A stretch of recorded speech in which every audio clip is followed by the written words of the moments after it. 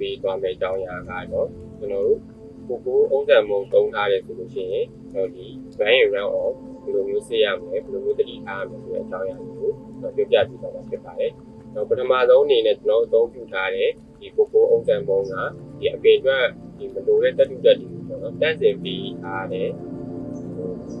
ပုံစံပုံဖြစ်ရပါမယ်ဒီပြီးတော့လိုအပ်တဲ့ကယ်လ်ဆီယမ်တို့မက်ဂနီဆီယမ်တို့ဒီကောင်တွေကိုbuffering ပေါ့နော်မြင့်တင်တာကြီးထည့်သွင်းတာကြီးလုပ်ထားတဲ့ကိုကိုဖြစ်ဖို့လိုပါတယ်ဒီလိုမျိုး buffering မလုပ်ထားတဲ့ကိုကိုဆိုလို့ရှိရင်တော့ကျွန်တော်တို့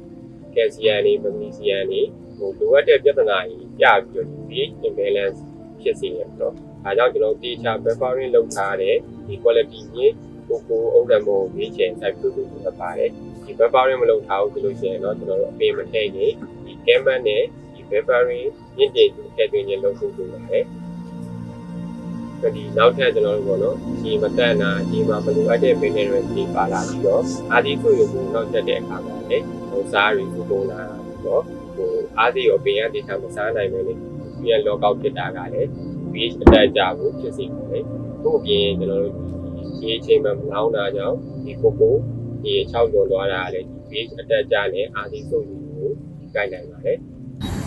ကျွန်တော်တို့အသုံးပြုနေတဲ့ဒီရေရင်းမြစ်ကိုကျွန်တော်စစ်ဆေးရမှာဖြစ်ပြီးတော့လိုအပ်လို့ရှင်ကျွန်တော်ဒီရေတန်းဆက်တွေတက်ပြီးလို့လည်းဒီ RO system ကိုတက်ဆင်ပေးရမယ်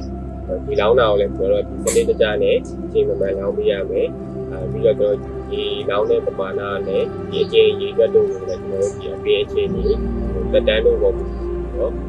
ကိုသုံးထားတဲ့ website တွေပေါ့ပြီးတော့ဒီဝတ်တလို့ကျွန်တော်အချိန်ကြီးပေးလို့လုပ်ပါမယ်လို့မျိုးကျွန်တော်တို့ဒီ pH imbalance ဖြစ်နေပြီဆိုတော့ကျွန်တော်တို့အပင်တွေကမကျန်းမာတဲ့လက္ခဏာစပြလာတယ်နော်ကျွန်တော်တို့ဒီအာသီလို့မစားတော့ဘူးအာသီလိုတဲ့လက္ခဏာစပြလာတယ်အမို့လည်းဒီအာသီခန်းနေတယ်နော်စားခင်းပြီးအာသီခန်းနဲ့ပြဿနာဖြစ်လာတယ်ဒါဆိုလို့ရှိရင်တော့ကျွန်တော်တို့ဒီကျွန်တော်ကိုထဲမှာ run in run off ကိုစစ်ဆေးပေးဖို့လိုပါတယ်ဒါပေမဲ့ကျွန်တော်တို့တပတ်လောက်မစစ်လိုက်မိဘူးဒီလိုမျိုးပြဿနာတွေတက်လာပြီဆိုရင်တော့ကျွန်တော်တို့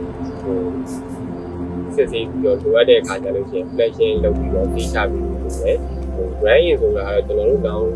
ရေလောင်းတဲ့အခါမှာကျွန်တော်ချိန်ပြီးတော့လောင်းလိုက်တဲ့ရေရဲ့ pH တွေပေါ့နော် run off ဆိုတာကတော့ကျွန်တော်ရေလောင်းပြီးတော့ကျွန်တော်တို့ကိုအောက်ခြေကနေပြီးတော့ပြန်ထွက်လာတဲ့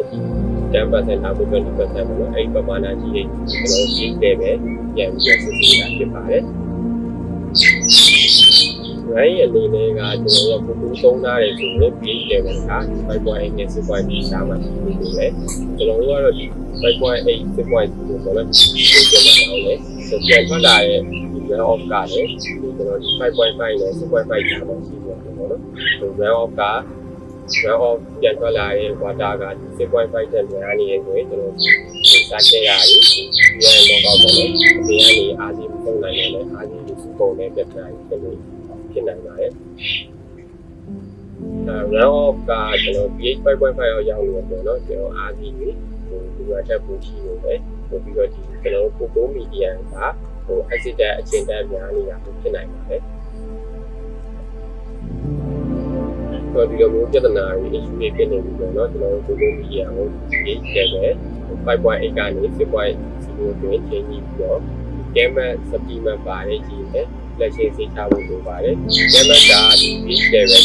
ဖြစ်ဖို့ညီပေးပြီးတော့အပင်ကအာဒီပြန်စားတဲ့အခါမှာလည်း deficiency ပေါ့နော်အာဒီလိုတဲ့လက္ခဏာပြတာကိုထားဝင်ပြီးပါတယ်။ gamma ကဒီ pH level stable ဖြစ်ဖို့ညီပေးပြီးတော့အပင်ကနေပြီးတော့အာဒီပြန်စားတဲ့အခါမှာလည်း deficiency ဖြစ်နေတော့အာဒီထုတ်တဲ့ခြင်းကိုတာဝန်ပေးတယ်။နောက်ဆုံးအနေနဲ့ကျွန်တော်ကာကွယ်ခြင်းဒီကျွန်တော်စတင်တဲ့ပုံစံပြောက်တယ်ဆိုတဲ့တရားတိုင်းကျွန်တော်တို့အနေနဲ့ဒီအပင်လေးတွေရဲ့ဒီရန်ရောကိုပုံမှန်ပြုလုပ်ပြီးတော့ဒီဝတ်တဲ့ကာကွယ်ပြုလုပ်ခြင်းလေးပြုလုပ်ပြီးတယ်ဆိုရင်ကျွန်တော်ကနဗီပင်တွေကဓမ္မတန်ဆန်းပြီးတော့အာဒီပုံမှန်စားပြီးတော့စိတ်နဲ့ဆိုပြီးတဲ့ green environment နဲ့အထွက်လုံးကိုစိတ်နဲ့ဆိုပြီးတဲ့ green environment နဲ့ဒီအထွက်လုံး quality တွေကိုအကောင်းဆုံးဖန်တီးနိုင်မှာဖြစ်ပါတယ်လို့ကြံပြနေလက်ဆက်လိုက်ပါ